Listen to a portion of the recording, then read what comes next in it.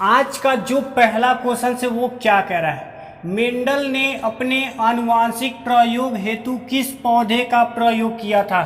Mendel ने अपने आनुवांशिक प्रयोग हेतु किस पौधे का प्रयोग किया था, गुलाब का, आम का, मटर का या फिर आलू का।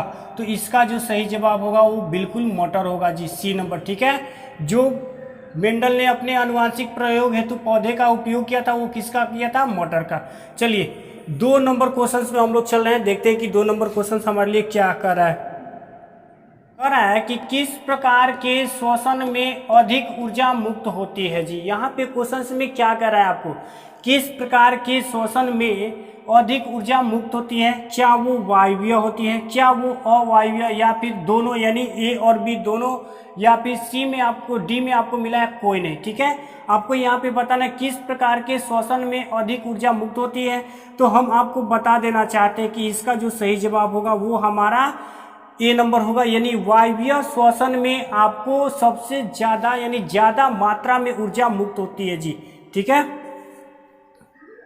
3 नंबर प्रश्न को हम लोग ध्यान से समझते हैं, क्योंकि ये सभी के सभी प्रश्न जो दिए गए ना काफी इंपोर्टेंट प्रश्न है जी। जितने भी प्रश्न हम लोग कर रहे हैं टोटल के total very very important question हम लोग इस टाइम में कर रहे हैं। क्या कर रहे हैं, 3 नंबर क्वेश्चन में कर रहा है, मानव में नर जनन ग्रंथि कहलाता है।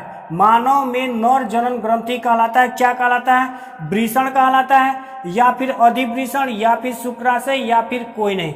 मानव में जनन ग्रंथि जो कहलाता है वो क्या कहलाता है, तो इसका बिल्कुल सही जवाब जो होगा वो वृषण होगा जी, जो कि आपको ऑप्शन ए नंबर में दिख रहा होगा। वृषण उसको हम लोग कहेंगे, मानव में नर जनन ग्रंथि को हम लोग क्या कहते हैं, वृषण।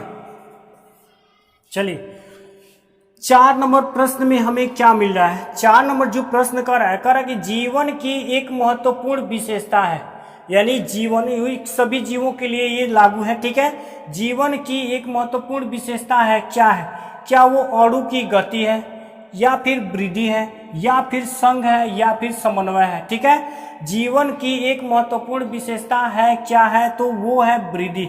ठीक है, जितने भी जीव है सभी जीवों में वृद्धि होती है जी, ये आप लोग ध्यान में रखिएगा। ठीक है, हम लोग अभी तक 4 क्वेश्चन कर चुके हैं, आइए अगले प्रश्न की तरफ चलिए। 5 नंबर क्वेश्चन में हमारे लिए क्या मिल रहा है, ये भी काफी इंपोर्टेंट क्वेश्चन है जी। कह रहा है कि तंत्रिका तंत्र की संरचनात्मक एवं कार्यात्मक इकाई को कहते हैं। तंत्रिका तंत्र की संरचनात्मक एवं कार्यात्मक इकाई को कहते हैं, क्या कहते हैं, आइए ऑप्शंस में बढ़ते हैं, देखते हैं कि न्यूरॉन कहते हैं या फिर डेंड्राइट कहते हैं या नेफ्रॉन या साइटोन। ठीक है, तो हम आपको बता देना चाहते हैं कि इसका जो सही जवाब होगा वो न्यूरॉन होगा जी। ठीक है, तंत्रिका तंत्र की संरचनात्मक एवं कार्यात्मक इकाई को हम लोग क्या कहते हैं, न्यूरॉन, जो कि आपको ऑप्शन ए में दिख रहा होगा। ठीक है, चलिए आइए हम लोग अगले चलिए आइए जो 6 नंबर क्वेश्चन है हमारे लिए वो क्या कर रहे हैं, आइए इसके बारे में देखते हैं। कह रहे हैं कि किस पौधे में रंध्र अनुपस्थित रहते हैं जी। यहाँ पे ये शानदार प्रश्न आया हुआ है, कह रहा है कि किस पौधे में रंध्र अनुपस्थित रहते हैं। तो ऑप्शन में आप देख लीजिए, ए में मिला हुआ है आम, बी में मिला है हाइड्रिला, सी में मिला है नागफनी और डी में मिला है आपको कनेर। आपको ये बताना है कि किस पौधे में रंध्र अनुपस्थित रहते हैं। तो इसका जो सही जवाब होगा बिल्कुल बी नंबर, हाइड्रिला। हाइड्रिला ऐसा पौधा है, हाइड्रिला जो ऐसा पौधा है जिसमें रंध्र नहीं रहते यानी अनुपस्थित रहते हैं। ठीक है, आप लोग ध्यान रखिएगा कि इस पौधे में रंध्र अनुपस्थित रहते हैं तो हाइड्रिला में रहते हैं जी। चलिए अगले प्रश्न की तरफ बढ़ते हैं।